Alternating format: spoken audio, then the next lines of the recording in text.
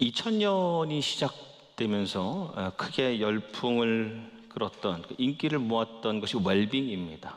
웰빙. 사실 이제 영어로 웰빙 하면은 복지 또는 안녕, 또 웰니스 이렇게 쓰이기도 하는데요. 이제 그것을 넘어서서 삶의 전체적인 만족도를 말하기도 하고, 육체적으로 또 정신적으로 질병이 없는 좋은 상태, 이것을 이제 웰빙이라고 말하기도 합니다. 아주 간략하게 표현하면 이제 웰빙하면 잘 먹고 잘 지내고 잘 사는 것. 네. 잘 먹고 잘 지내고 그래서 잘 사는 것. 이것을 이제 웰빙이라고 하는데요.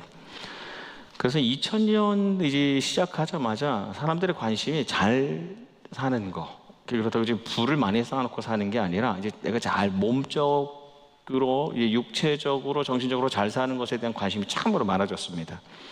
그래서 웰빙을 위한 웰빙 상품들도 많이 쏟아져 나왔죠. 웰빙을 위한 먹거리, 음식도 나오고, 웰빙을 위한 옷이라던가, 또 웰빙을 위한 여러분 여행을 많이 다녀야 됩니다. 그게 잘 사는 길입니다. 그런 것들도 소개를 많이 했습니다. 소개가 많아지고 사람들이 또 많이 소비를 했습니다. 그래서 웰빙족이라는 것도 생겼어요. 그렇죠? 네, 웰빙을 우리는 추구하는 사람들, 웰빙족이라고 불렀습니다. 근데 너무 거기 집중하다 보니까요, 그걸 이용하는 사람들이 또 일어나죠. 웰빙이란 이름만 붙이면 비싸게 팔 수 있게 됐습니다. 웰빙 상품에서 조금 더 비싸게 받게 되는 겁니다. 그러면서 이제 커머셜라이제이션, 이제 상업화가 일어나게 되는데요. 원래 취지는 어떤 물질보다도 재물보다도 내 몸, 내 마음이 더 중요하다, 그 행복을 추구한다라고 하는데, 사실 결과적으로 보니까 이 웰빙이라는 것이 어떤 사치를 상징하는 것이 되어버리기까지 합니다. 그래서 내가 외적으로 안정을 취하기 위해서 예를 들면 요가라든가 그런 명상을 하는데, 이게 점점 이 다른 사람에게 보여지기 위한 자기 과시하는 그런 방법이 되는 겁니다. 그래서 정말 내가 내 몸의 마음의 안정을 위해서 그런 것을 하는 게 아니라 자꾸 그걸 보여주는, 거기서 만족감을 느끼는, 그래서 웰빙이라는 것 자체가 이제 목적이 되어 버리는 거죠.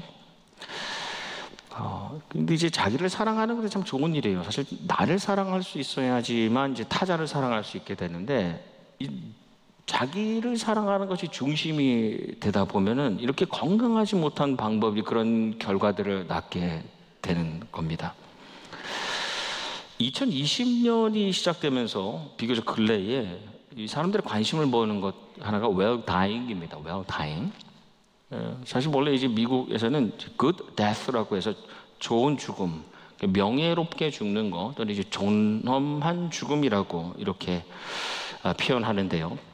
미국에서 이제 well dying, 좋은 죽음이라고 하면 이제 건강히 살다가 그냥 사는 게 아니라 오랫동안 장수하다가 본인이나 가족들이 또는 간병인들도 크게 괴롭지 않고 몸이나 마음이 고통스럽지 않은 가운데 자유롭게 죽음을 맞는 것, 그게 이제 좋은 죽음이다라고 이렇게 정의를 합니다. 미국에서는 그래요.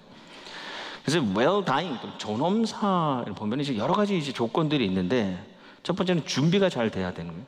죽을 준비가 잘 돼야 되는 것이고, 두 번째는 통증이 없어야 되고, 또 죽는 가운데에 불안이 없어야 되고, 그렇게 아주 자연스럽게 떠나는 것, 그래서 이제 웰다잉이라고 여겼습니다. 우리가 살아가는 것만큼 또 어떻게 죽느냐, 이 살아가는 과정만큼, 아니 그보다 조금 더 어떻게 보면 이 어떻게 죽느냐의 그 과정이 참 중요합니다. 사실 그래요. 저들이 장례 예배를 적잖이 심대하면서 세상을 떠나시는 분들의 다양한 모습들을 보게 됩니다. 그러면서 잘 준비해야 되겠구나라는 그런 도전을 받습니다. 그래서 내가 이런 상황에 되었을 때는 연명을 할지, 또 어떤 방법을 취할지에 대해서 미리 고민하는 것은 좀 필요하다고 생각을 하게 됩니다. 근데 이제는요, 요즘에 이제 거기서 조금 더 나가서 안락사에 대해서 이제 많은 이야기들이 있습니다. 유서네시아. 네. 원래 여러분 유서네시아라는 말 자체가 헬라어로 아름다운 죽음입니다. 아름다운 죽음. 본래는 좋은 뜻을 가지고 있기도 한데, 우리 조심스러운 부분이긴 해요. 왜냐하면 사람마다 이제 상황이 달라요. 또 사람마다 그 마지막 시간에 겪는 고통의 정도가 다르기 때문에 우리 쉽게 말하기는 어렵습니다.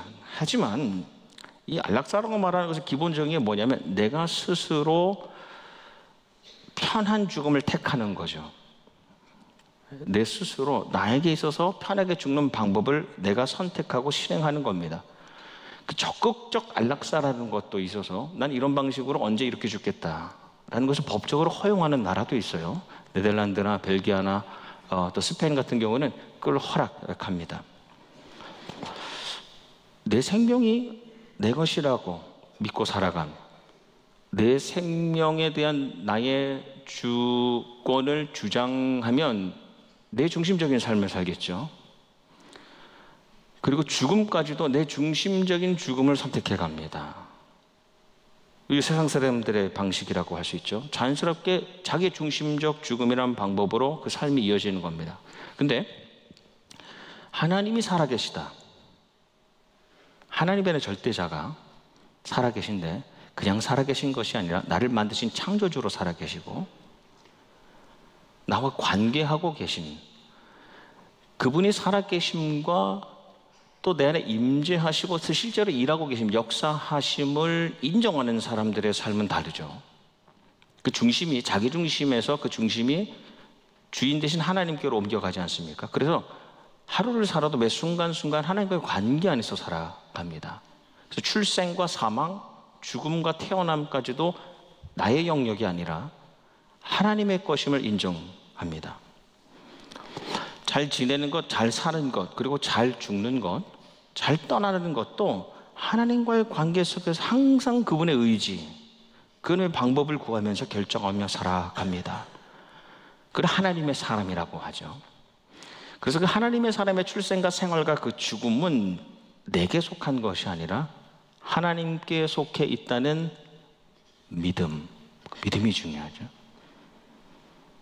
그 믿음으로 살아가는 저와 여러분이 되기를 소망합니다. 네. 요한복음에 보면 예수님이 누구이신지에 대한 7개의 표적, 예수님께서 많은 표적을 행하셨는데 특별히 7개를 엄선하여서 예수님 이런 분이시구나라는 것을 알려줍니다. 그래서 영어로 사인이라고 하죠. 다른 복음서에는 이적, 기적이라고 하지만 요한복음은 표적이라고 합니다. 그 모든 그 방향이 예수님을 가리키고 있기 때문에 그렇습니다. 예를 들면 물이 포도주로 바뀌는 것, 병자들이 살아나는 것, 폭풍이 잠잠게 되는 것, 또 보리떡 5개, 물고기 2마리로 먹이시는 다양한 사건들 가운데 특별히 7개가 있는데 7개의 목적이 단순히 예수님이 어떤 분이신가를 보여줄 뿐 아니라 그 요한복음의 그 뒷부분에 가장 마지막 부분에 보면 오직 이것을 기록함은 너희로 예수께서 하나님의 아들 그리스도이심을 믿게 하려 함이요 또 너희로 믿고 그 이름으로 힘입어 생명을 얻게 하려 함이니라 입니다. 나사렛 예수, 그분이 그냥 인간이 아니라 하나님의 아들 메시아 그리스도로 오셔서 그분을 믿음으로 믿게 하여서 생명을 얻게 하려고 요한복음을 기록했다는 겁니다. 그리고 요한복음의 별명이 있죠. 아시는 분 계세요? 네. 믿음의 책. 네. 믿음의 책이 요한복음의 별명입니다. 요한복음의 첫 부분은 우리가 잘 아는 말씀, 영접하는 자 곧 그 이름을 믿는 자에게는 하나님의 자녀가 되는 권세를 주셨으니라고 합니다. 그래서 이 믿는다라는 이 단어가 너무나 요한복음이 중요합니다. 얼마큼 중요하냐? 공간복음에 보면 공간복음이 공통된 관점으로 쓰여진 복음서잖아요. 마태, 마가, 누가. 예수님 같은 관점에서 보는 공간복음에는 믿는다라는 부분이 말씀이 비스테오라는 부분이 34번 나와요. 근데 요한복음에는 100번에서 2번 빠진 98번 믿는다라는 표현이 나옵니다. 3권을 합친 것보다 훨씬 더 요한복음에는 믿는다라는 표현이 나옵니다. 그래서 요한복음을 읽어보면 두 부류가 완전히 대조되어서 계속 흘러갑니다. 믿는 사람과 믿지 않는 사람. 예수님의 그 모든 그 사건, 그분의 삶과 말씀과 사역 가운데 믿는 사람들과 믿지 않는 사람, 믿지 않는 사람들과 믿는 사람들이 대조되어 나옵니다. 유대인들과 제자들, 바리새인과 소경, 가룟 유다와 마리아. 그리고 도마와 막달라 마리아가 반복되어 나눕니다. 불신의 사람이냐 거부하는 사람이냐, 믿음으로 받아들이는, 영접하여서 새로운 삶으로 나아가는 사람이냐. 오늘 부활절에 나온 우리 예배자들이 불신의 사람이 아닌 믿음의 사람이 되기를 축복합니다. 네. 믿음으로 받아들일 수 있어야지만 그 다음에 이어지는 말씀이 이해가 되고 믿을 수 있게 됩니다. 요한복음이 예수님께서 하신 7개 표적 가운데 마지막 표적이 나사로를 살리신 거죠. 나사로의 이 여동생들 누이 이제 마리아와 마르다가 예수님께 사람을 보냅니다.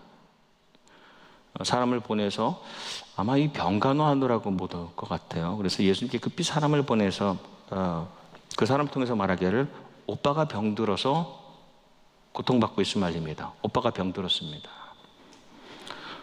이 누이들이 이제 예수님께 사람을 보낼 때는 오빠가 건강이 회복되길 바라는 웰빙 또는 비록 병에 들었지만 잘 세상을 떠날 수 있는 웰다잉을 기대하면서 사람을 보냈죠. 근데 이어지는 말씀에 보면 예수께서는, 세 번역을 읽어드립니다. 예수께서는 마르다와 그의 자매와 나사로를 사랑하셨다. 이렇게 나와요. 사랑하셨다. 그런데 예수께서는 나사로가 앓는다는 말을 들으시고도 계시던 그곳에 이틀이나 더 머무셨다입니다. 예수님 그 가족 참 사랑하셨어요. 삼남매, 베다니 마을이 삼남매를 너무너무 사랑하셨는데 사랑하셨음에도 불구하고 거기에 더 더디게 가셨습니다. 아니 오히려 말씀의 모든 결론을 우리가 아는 것처럼 그들을 정말 사랑하셨기 때문에 그들에게 기회를 주기 위하여, 그들에게 믿을 수 있는 시간을 주기 위하여 일부러 천천히 가신 것이죠. 세상적으로 보면 이해가 안 되는 행동이잖아요. 예수님께서 나사로가 죽고 난 다음에 제자들에게 가자 합니다. 근데 사실은 그 근역에서 이미 예수님께 돌을 던져서 죽이려고 했던 사람들이 거기에 있었어요. 근데 예수님께서는 그 기적을 행하시기 위하여 돌을 던져서 죽이려는 사람이 있었음에도 불구하고 거기를 가십니다. 제자들은 도저히 이해가 안 되죠. 왜냐? 죽기 전에 갔어야 되는 거죠. 첫 번째, 이성적으로 보면. 그리고 두 번째는 이미 죽었으니까 내 목숨이라도 부지하기 위해서는 안 가는 게 좋은 거였죠. 근데 사람이 죽고 난 다음에 우리도 이제 돌 맞아서 죽을 수 있는데 가자고 하시는 거예요. 그래서 예수님이 오시는데 그 소식을 듣고 마르다가 문상객들을 맡고 있었어요. 조문객들을 맡고 있다가 소식을 듣고 나옵니다. 좀 불평이 섞이지 않았을까 생각이 듭니다. 예수님께 이렇게 말하지요. 주님이 여기 계셨다면 오빠가 죽지 않았을 겁니다. 대단한 믿음이잖아요. 여기까지도. 예수님 여기에 제 오빠가 병들었을 때 오셨다면 죽지 않았을 거예요. 치유에 대한, 병든 일을 일으키심에 대한 믿음까지 나눈 것이죠. 근데 예수님이 놀라운 말씀을 하시죠. 예수님께서 내 오라비가, 너 오빠가 다시 살아날 것이다 라고 합니다. 근데 마르다의 반응이 마지막 날 부활 때에 그가 다시 살아날 것이라는 것을 내가 아나이다. 그건 내가 압니다. 마르다는 당시에 바리새인들이 가르치고 있었던 종말의 때 그 영혼은 죽지 않고 이 땅에서 삶에 따라서 상과 벌을 받게 될 것에 대한 그 교리를 알고 있었어요. 믿기보다는 알고 있었죠. 그러니까 마르다의 수준이 병든 사람도 예수님을 고칠 수 있다는 그 믿음, 거기까지. 그리고 혹 죽어도 영혼은 살 수 있겠다라는 것에 대한 알고 있는 정도에 있었습니다. 그때 예수님께서 그에게 주신 말씀이 오늘 우리가 함께 읽은 말씀입니다. 나는 부활이요 생명이니 나를 믿는 자는 죽어도 살겠고 무릇 살아서 나를 믿는 자는 영원히 죽지 아니하리라. 그 다음 물음이 내가 이것을 믿느냐 이죠.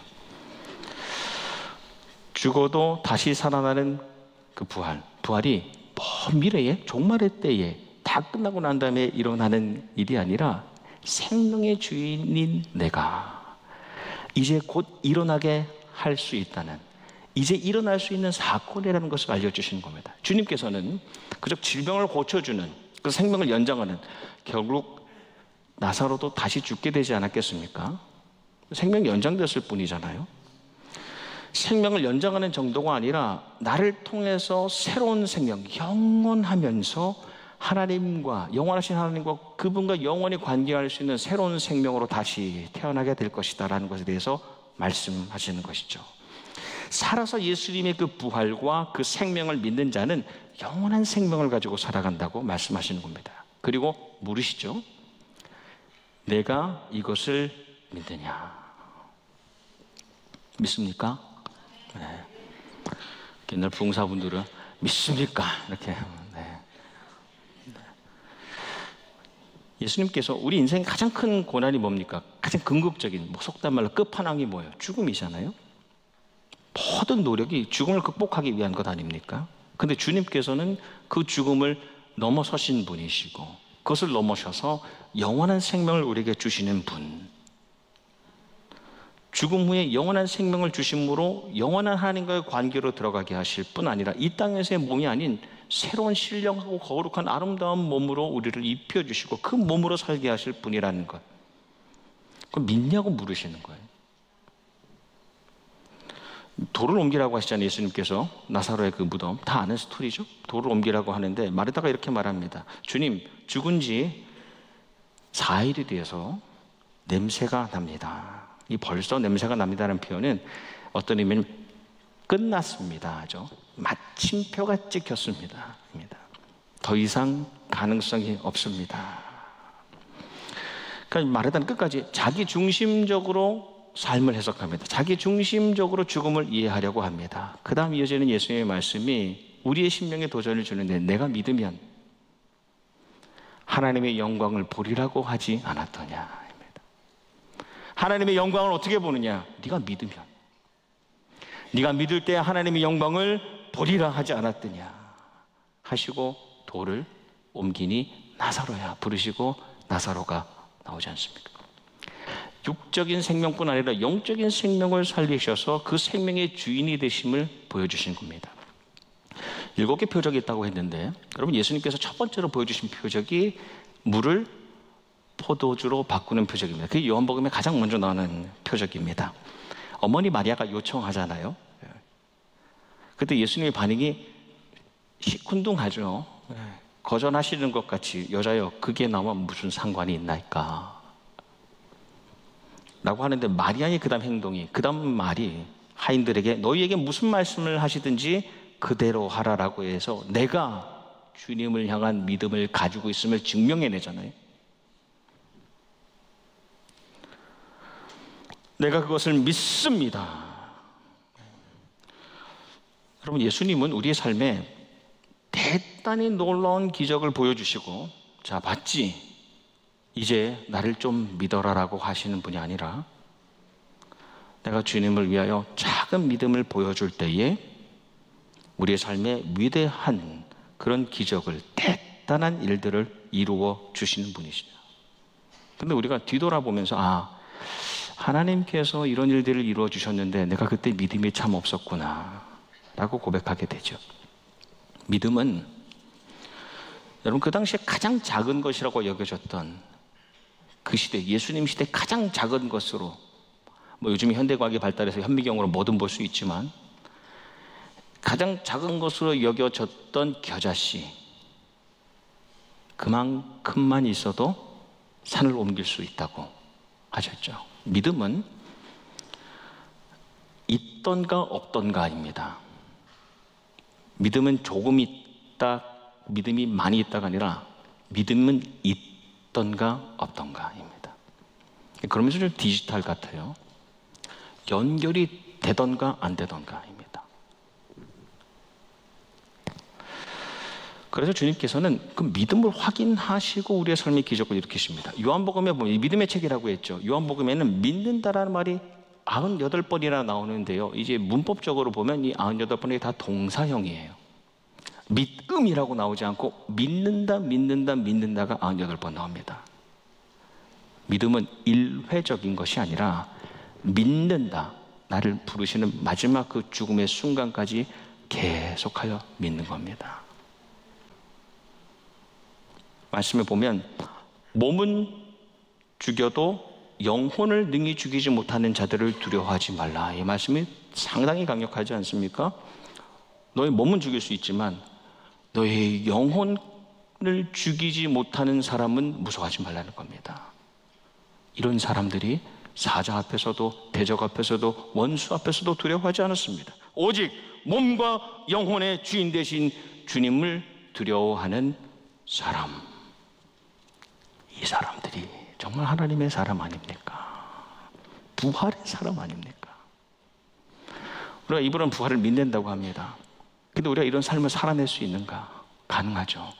하나님의 영, 부활의 영이 함께 하시면 믿음으로 살아낼 수 있는데 우리가 그런 사람 되기를 소망합니다. 마지막 이야기 하나 나누고 말씀을 맺겠습니다. 존 스토트 목사님, 우리가 잘 아는 복음주의 가장 대표적인 거장 목사님이 벌써 한 20년 된 책입니다. The Incomparable Christ, 비교할 수 없는 그리스도라는 책을 내셨었는데 그 책에 짧은 이야기가 나옵니다. 조니 에릭슨이라는 이 소녀의 이야기인데요. 이 17살 소녀가 운동을 참 좋아했어요. 근데 운동을 하다가 캐서피크만에서 그 해안에서 다이빙을 했는데 사고가 났습니다. 다이빙 사고 때문에 목 아래로 전신이 마비가 됩니다. 그래서 인간이 느낄 수 있는 아마 가장 부정적인 감정들을 다 경험해 봤겠죠. 아픔과 좌절과 불평과 절망과 분노, 자살하려고 했는데 재활훈련을 하면서 부모와 또 가족과 친구들이 지원해 주면서 점점 그 절망으로부터 빠져나왔습니다. 근데 입으로 그림 그리는 법을 배웠어요. 그래서 그림을 그리면서 다른 장애인들을 돕는 사역을 합니다. 근데 어떻게 이 그녀가 어떻게 변화할 수 있었을까? 어떻게 그런 변화가, 이 자살하고 했던 사람이 어떻게 변화할 수 있었을까? 그 가능성이, 표현이 자기처럼, 나처럼 움직이지도 못하고 너무 무력하고 마비된 채로 있는 그 십자가의 예수님을 보면서 자기가 변화되기 시작했다는 겁니다. 그 다음부터는 내 삶의 능력이 그 십자가로부터 죽음에서 다시 살아나신 부활하신 예수님으로부터 그 능력이 자기에게 온다는 것을 경험했다는 겁니다. 그냥 고백이 이렇습니다. 저에겐 미래에 소망이 있습니다. 성경은 우리 몸이 하늘에서 영화롭게 된다는 말씀을 합니다. 그때는 제가 여기서 죽은 후 제 발로 춤을 출 때입니다. 저의 손가락은 오그라들어 구부러지고 근육은 쇠약해지고 무릎은 비틀리고 어깨 아래 아무런 감각이 없는 제가 언젠가 가볍고 밝으며 강하고 눈부신 의로 옷 입은 새로운 몸을 가지게 될 것입니다. 이것이 저처럼 척추를 다친 이에게 또 뇌 손상을 입은 환자 혹은 조울증 환자에게 어떤 소망을 주는지 상상할 수 있겠습니까? 다른 어떤 종교나 철학도 새로운 몸을 약속하지 않습니다. 오직 그리스도 부활의 복음 안에서만 상처 입은 사람이 이처럼 놀라운 소망을 발견할 수 있습니다. 예수님께서 다시 사심으로 부활하심으로 새로운 길을 열어주셨는데 우리 예배드리는 우리 가운데는 그 길을 아직 걸어본 사람이 한 명도 없습니다. 우리가 아직 가보지 않은 길이에요.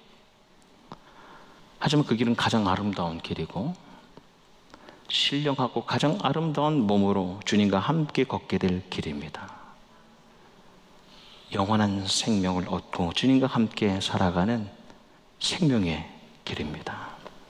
죽음까지도, 죽음이라는 그 고난의 끝까지도 이기시고 다시 살아나셔서 이곳에, 우리 심령 안에, 이 시간과 이 공간 안에 계신 주님, 그 주님을 믿음으로 그 걸음을 함께 걸어가시는 우리가 되기를 주님의 이름으로 축복합니다. 아멘.